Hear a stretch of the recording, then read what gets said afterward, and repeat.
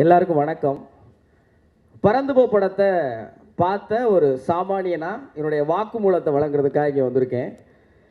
தலையில் ஒரு மஞ்சள் கலர் தொப்பி வச்சு நானும் இந்த சூரியகாந்தி பூ போலே மாறிடுவேன்னு நினைக்கிறேன். ஒரு சூரியகாந்தின் தண்டு போல் வந்து 2 தடவை இந்த படத்துடைய ப்ரிவியூவை நான் பார்த்துருக்கேன். அந்த வாய்ப்பை கொடுத்த ராம் சாருக்கு ஒரு பெரிய நன்றி சொல்லணும்னு நான் கடமைப்பட்டிருக்கேன்.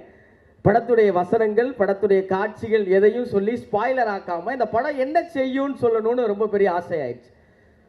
ரொம்ப இறுக்கமாக இருந்து இரும்பாய் மாறி போன உங்கள் இதயங்களில் ஒரு பறவையின் இறகு கொண்டு வருடுற வேலையை பறந்து போ செய்யும் நான் நம்புகிறேன்.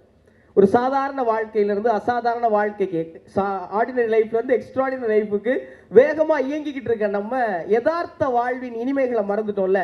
நம்மளை தோளில் தட்டி பாஸ் இதை பார்க்க மறந்துட்டீங்க அப்படின்னு சொல்கிற வேலையை பறந்து போ பண்ணுன்னு நான் நம்புகிறேன்.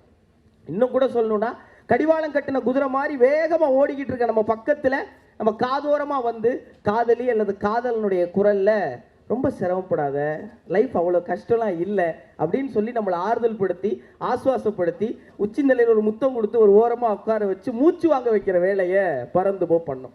இன்னும் உங்களுக்கு எளிமையாக சொல்லணும்னா, இப்போ நான் சொன்னது போல் கடுமையான உதாரணங்கள்லாம் இல்லாமல் நாமுத்துக்குமாரனுடைய கவிதைகளை போல பறந்து போ அப்படின்னு சொல்லி உங்களை பறந்து போக வைக்கிற வேலையை இந்த படம் பண்ணிடும்.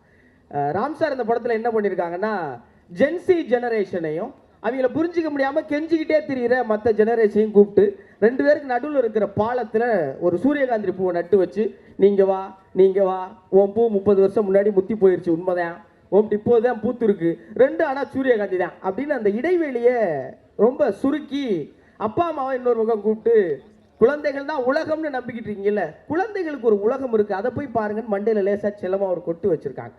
இந்த படம் ஏன் அவங்க எல்லாருக்கும் ரொம்ப நெருக்கமாயிரும் நான் நினைக்கிறேன்னா, இன்னைக்கு கல்யாண வீட்டில் கூட இந்த ட்ரோன் கேமராலாம் பறக்க ஆரம்பிச்சிருச்சு. ஒரு திரைப்படம் தொடங்கும் போது ட்ரோன் ஷாட்டோட தான் தொடங்குது. இந்த ட்ரோன் பார்க்கும்போது யார் ரொம்ப பரவசமாயிரோன்னா, அதே மக்கள் தான், அதே வீடு தான், அதே இடம் தான், நம்ம வீட்டு இடம் தான். ஆனால் அதை இந்த ஈகிள் வியூன்னு சொல்கிற இது வரைக்கும் நம்ம பார்க்காத ஒரு கோணத்திலேருந்து பார்க்குறப்போ ரொம்ப மகிழ்ச்சி அடைஞ்சிரும்ல. இதுதான் பறந்து போல நீங்கள் அகில உலக சூப்பர் ஸ்டார் சிவா அவர்கள், அஞ்சலி மேடம், எல்லாருமே நீங்கள் இங்கே இருக்கிற எல்லா ஆர்டிஸ்டையும் பார்க்கும்போது அதில் ராம் சார்லாம் பார்க்கறது கடந்து கொஞ்ச நேரத்துக்கு அப்புறம் நீங்கள் உங்களை பார்க்க ஆரம்பிச்சிருவீங்க. இந்த படத்தில் எப்படி ஒரு ட்ரோன் வியூவில் நம்ம பார்த்ததை வேற ஒரு கோணத்தில் பார்த்தோமோ, அப்படி நம்ம வாழ்க்கையை நம்ம பார்க்காத வேற ஒரு கோணத்திலிருந்து இந்த படம் உங்களுக்கு காட்டும். அது உங்களுக்கு மிக நிச்சயமாக பிடிச்சி அது கூட ஒன்ற ஆரம்பிச்சிருவீங்க. இந்த படத்தில் நிறைய கோமாளித்தனங்கள் இருக்கலாம். படம் பார்க்கும்போது நீங்களே கோமாளியாக மாறிடுவீங்க. படத்தில் ஐயோ நடக்க போதே அப்படின்னு நீங்கள் நினைப்பீங்க. ஐயோ நடக்கவே இல்லையே அப்படின்னு திடீர்னு யோசிப்பீங்க. எனக்கு அப்போவே தெரியும் அப்படின்னு நினைப்பீங்க. ஆகா இது தெரியாமல் போயிடுச்சு அப்படின்னு யோசிப்பீங்க. படத்தில் வர்ற மைனா, எம்பரர், குருவி, படத்தில் இருக்கிற அம்மா, அப்பா, தாத்தா, பாட்டி, இப்படி அங்கங்கே இருக்கிற எல்லா கதாபாத்திரங்களும் உங்கள் வாழ்க்கையில் நீங்கள் பார்த்த மனிதர்கள் ரிலேட் பண்ணி தப்பு பண்ணிட்டோமோ அப்படின்னு யோசிக்க வைக்கும். ஒரு கட்டத்தில் நீங்களே ஒத்துக்குருவீங்க, ஆமாம் நம்மளும் சாத்தான் தான் பொருக்கே அப்படின்னு. அப்புறம் மனசுக்குள்ளே பரவாயில்ல, சாத்தானா இருந்தாலும் நமக்குள்ளே இத்தினூண்டு தேவதை இருக்குது அப்படின்னு நீங்கள் சிரிக்க ஆரம்பிப்பீங்க. இந்த படம் கடைசியாக உங்களை நிறைய சிரிக்க வைக்கும். அப்புறம் வீட்டுக்கு வந்தோடனே கொஞ்சமாக சிந்திக்க வைக்கும். நம்ம தேவைன்னு நினைக்கிற எல்லா தேவைகளும் நமக்கு தேவைதானாங்கிற தேவையான கேள்வியை ராம் சார் எழுப்பியிருக்கிறாங்க. இந்த ஊரில் ஒரு கதை சொல்லுவாங்க. என்னென்னா, ஒரு தென்னமண்ணானா வீட்டில் புதுசாக திடீர் பணக்காரனாகி ஃப்ரிட்ஜு, வாஷிங் மிஷினு இது பூரா வாங்கிட்டு திண்ணையில் படுத்துருந்தானா. ஏன்னா எல்லாத்தையும் வாங்கிட்டு வந்து வெளியே படுத்துருக்கேன், வைக்க இடமில்ல மாப்பிள்ள தான் வெளியே படுத்துருக்கேன் அப்படின்னா, தேவைகளுக்காக நம்மளா இல்லை நமக்காக தேவைகளா அப்படிங்கிற தேவையான கேள்வியை ராம் சார் எழுப்பியிருக்கிறாங்க.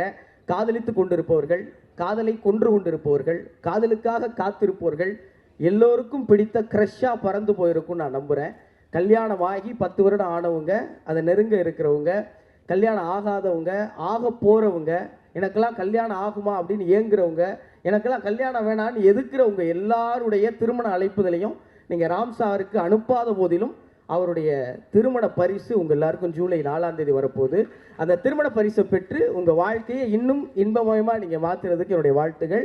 அந்த பரிசை வாங்கிட்டு வெளியே வரும்போது என்னை மாதிரி பரிதாமல் ஒரு தம்பி மைக்கும் கேமரா வச்சு நிற்பேன், அவன்கிட்ட உங்கள் ரிட்டன் கிஃப்டான அந்த கமெண்ட்ஸை மறக்காமல் சொல்லிடுங்க. ஜூலை 4 உங்கள் வாழ்க்கை இன்னும் இன்பமாயிட்டு அப்படியே அந்த குடும்பத்தை கூட்டிகிட்டு 3 BHKல குடி போகிற முடிஞ்சால் அவங்க எல்லாருக்கும் என்னுடைய நன்றி.